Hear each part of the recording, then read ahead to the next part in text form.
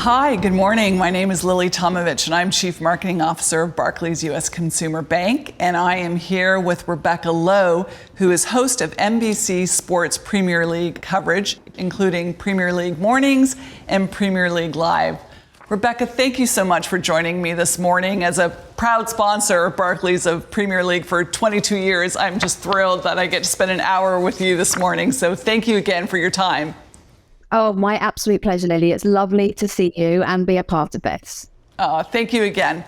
Well, I have a whole list of wonderful questions I want to ask you, and I'm sure our viewers will be so curious about, because you're usually asking the questions, so this is kind of fun that we get to turn the table around.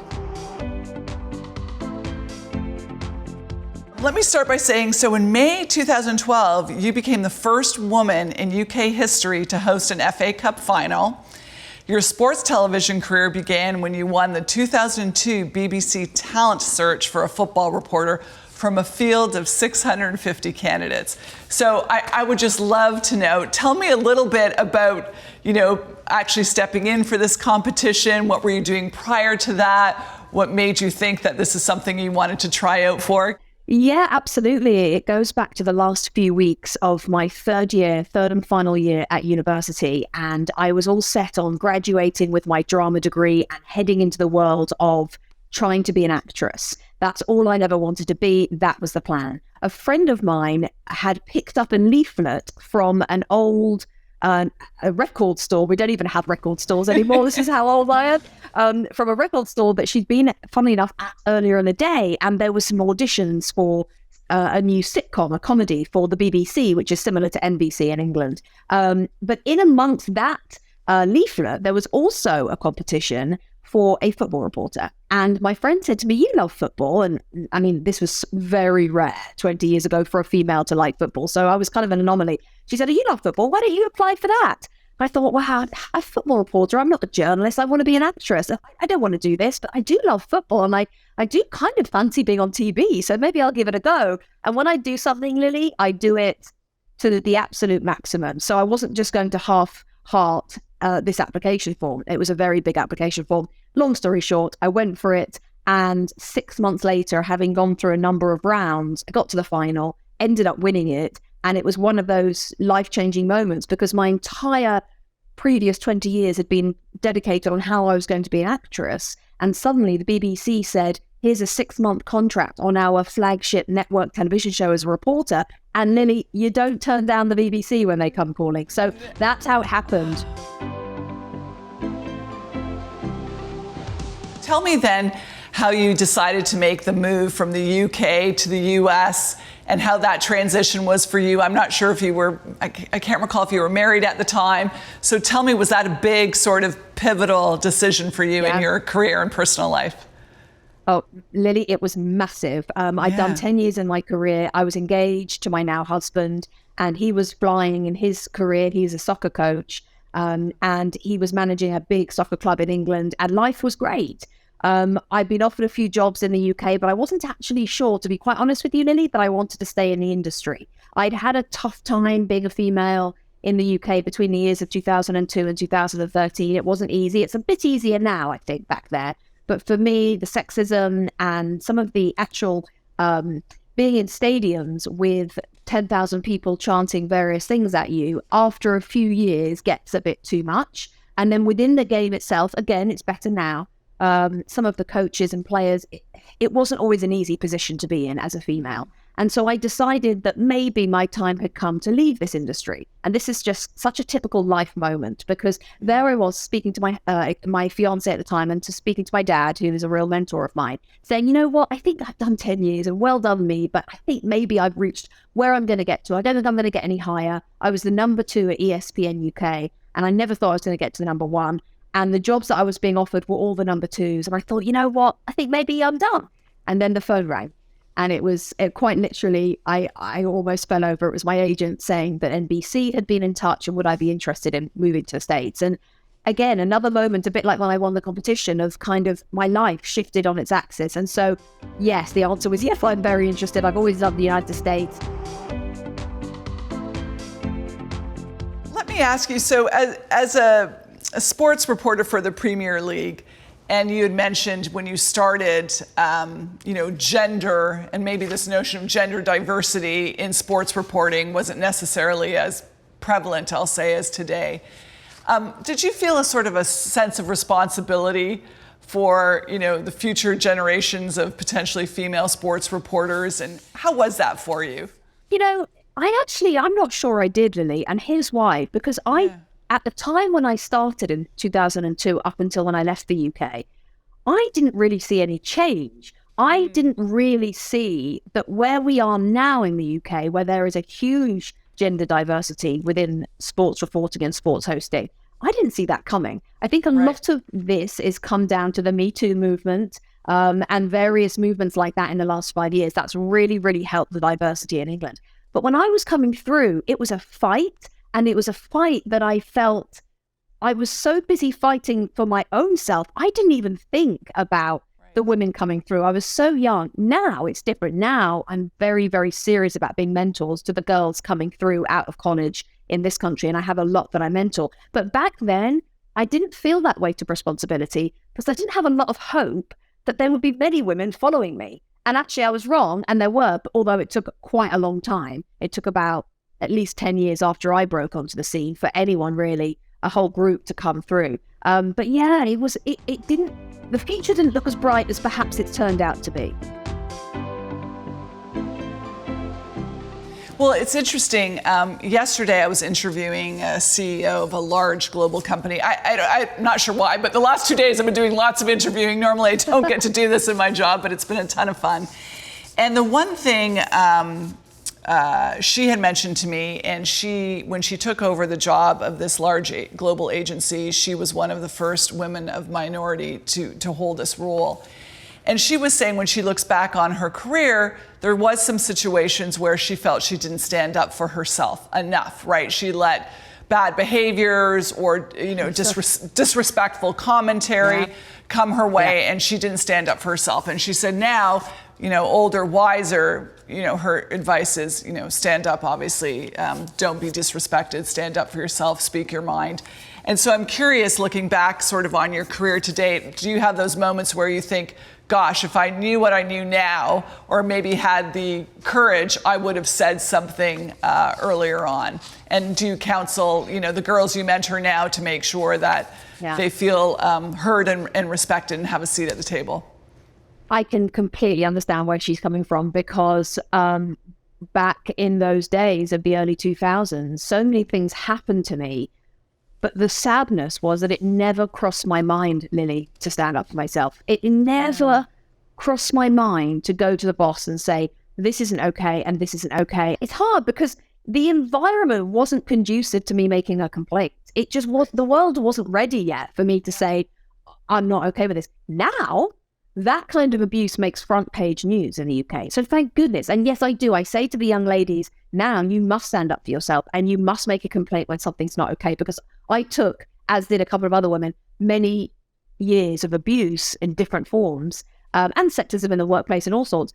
So that I guess this environment can now change and the women can now stand up for themselves. So I'm fine. It doesn't affect me now. And at the time, I think it did affect me a lot, but I didn't allow myself to recognize that because I had no choice. I can't complain about it. I'm going to lose my job. So I'm going to be seen as difficult and fussy and, oh, goodness, look, she's complaining about, can't you just deal with it? So I just got on with it and fought through it, which definitely hardened me up. But it was a sad state of affairs.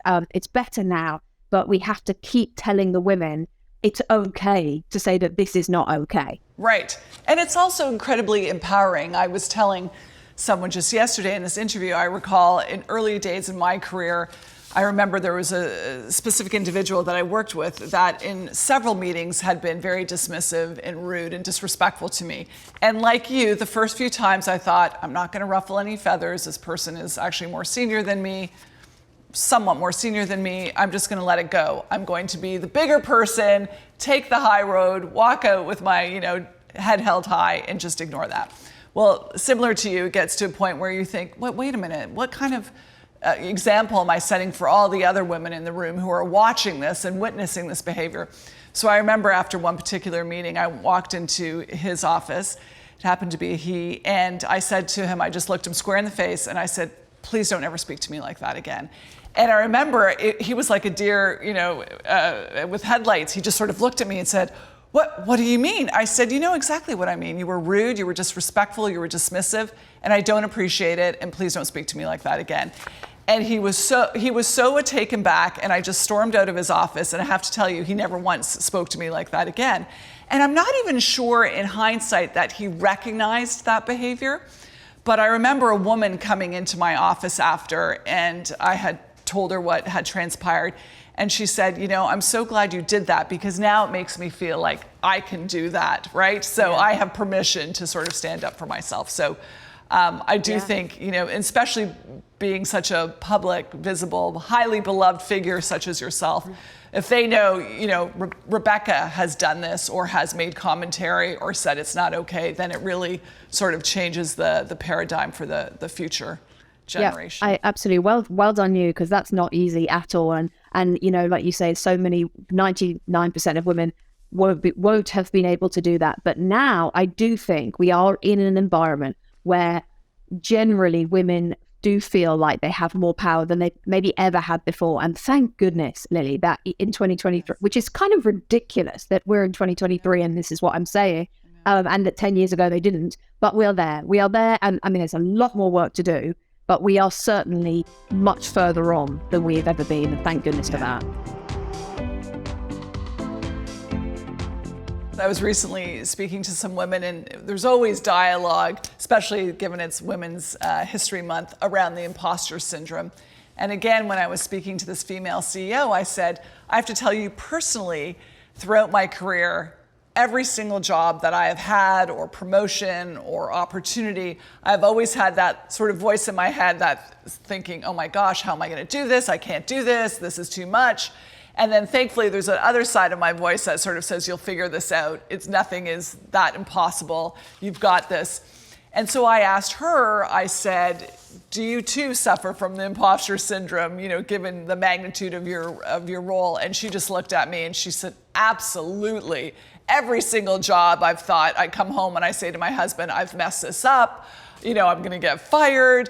And he sort of rolls his eyes and says to her, you go through this the first 3 months of every new job. So I'm curious for you, as you've moved and obviously taken on bigger roles, have you sort of had that moment where you've thought, oh gosh, what have I gotten myself into? Can I really do this? Oh, yeah. Oh, without a doubt. I mean, I would say it happened almost on a daily basis in the first 10 years of my career.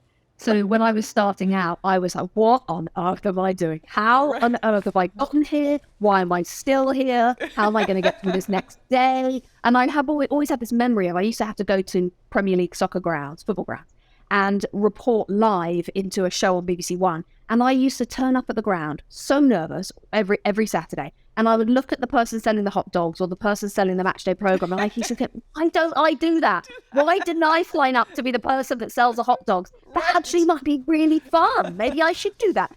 Because I just kept thinking, what am I doing? Why am I putting myself through this? And then as the years go by, I still have moments now. NBC would send me to the Kentucky Derby, for example, and I report from the Kentucky Derby. I mean, to be honest, the out of comfort zone situation at the Kentucky Derby is gigantic. But you probably have some fabulous hats. You must have some fabulous hats. And that's what I focus on.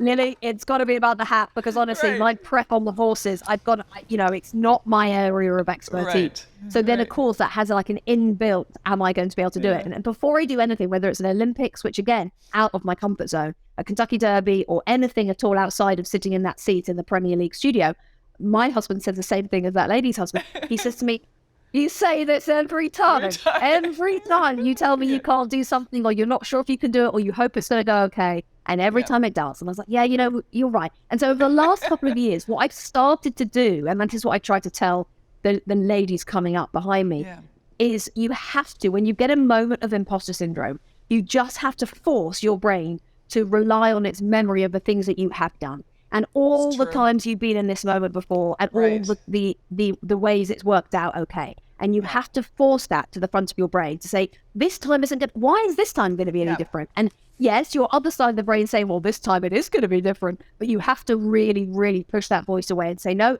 I've done 20 of these. This one's a bit different because of this, and this, but there's no reason why the outcome has to be any different from the previous 20 times. So it's got a bit easier to cope with that voice over the years. Yes. But that comes with experience, I think, Lily. I think when you're so new to something, and the other thing is, I'm okay with feeling a bit of imposter syndrome, because I think that the day that you don't feel imposter syndrome and you think, well, I just own this place, then you've lost your humility, you've lost your humanness, your humanity and your integrity, and you've just flown away into the clouds. You can't get to that stage. It's so true. I always have this feeling that we're all, dispensable. At any moment, somebody else could step into one of our roles. And so this sort of, it's almost like a healthy fear, I think, that keeps us pushing to be the best that we can possibly be, which is maybe not a bad thing. I'm curious about the fans, the Premier League fans in the UK versus here in the US. And I know you've had, and we've been so grateful to have you both at our Philly Fan Fest, Premier League Fan Fest, and just recently in Orlando. And so I'm just curious what your observation has been around fans potentially here in the United States versus back home. Have you noticed a difference? Really different, Lily, really different. The tribalism and the sort of religious fervour of supporting a Premier League club in England can have an edge to it, but there just isn't over in the US. And that goes back to a whole cultural approach to sport in America. Sport is seen much more as an entertainment. And so having these fan fests, it ceases to amaze me when I look out and I see 10,000 people all wearing different shirts, all supporting different clubs, enjoying a beer side by side. I still can't really get over that, but that is the main difference, is that the passion is there in both countries. It's just got this slight tribal edge in the UK, whereas here it's much more good-natured and open to having fun together, making an event and an entertainment, rather than the UK, where it's just really like all they want is their football team to succeed, and it's a serious, serious, serious business over there. It's just a different approach.